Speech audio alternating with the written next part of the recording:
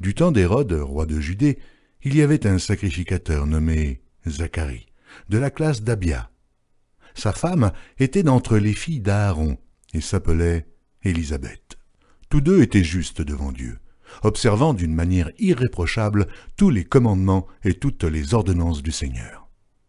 Ils n'avaient point d'enfants parce que Élisabeth était stérile, et ils étaient l'un et l'autre avancés en âge. Or, pendant qu'il s'acquittait de ses fonctions devant Dieu, selon le tour de sa classe, il fut appelé par le sort, d'après la règle du sacerdoce, à entrer dans le temple du Seigneur pour offrir le parfum.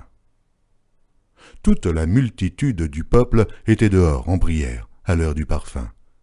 Alors, un ange du Seigneur apparut à Zacharie, et se tint debout à droite de l'autel des parfums. Zacharie fut troublé en le voyant, et la frayeur s'empara de lui. Mais l'ange lui dit, « Ne crains point, Zacharie, car ta prière a été exaucée. Ta femme Élisabeth t'enfantera un fils, et tu lui donneras le nom de Jean. Il sera pour toi un sujet de joie et d'allégresse, et plusieurs se réjouiront de sa naissance, car il sera grand devant le Seigneur.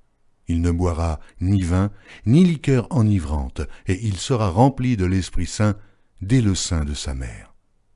Il ramènera plusieurs des fils d'Israël au Seigneur leur Dieu. Il marchera devant Dieu avec l'esprit et la puissance d'Élie pour ramener les cœurs des pères vers les enfants et les rebelles à la sagesse des justes, afin de préparer au Seigneur un peuple bien disposé. » Zacharie dit à l'ange, « À quoi reconnaîtrai-je cela ? Car je suis vieux et ma femme est avancée en âge. » L'ange lui répondit, « Je suis Gabriel, je me tiens devant Dieu, j'ai été envoyé pour te parler et pour t'annoncer cette bonne nouvelle.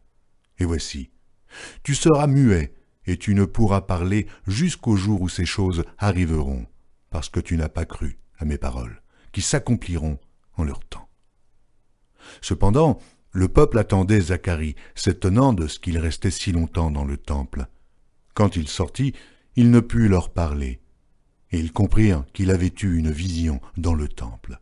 Il leur faisait des signes, et il resta muet.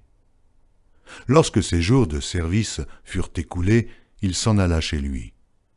Quelque temps après, Élisabeth, sa femme, devint enceinte. Elle se cacha pendant 5 mois, disant, « C'est la grâce que le Seigneur m'a faite quand il a jeté les yeux sur moi, pour ôter mon opprobre parmi les hommes. »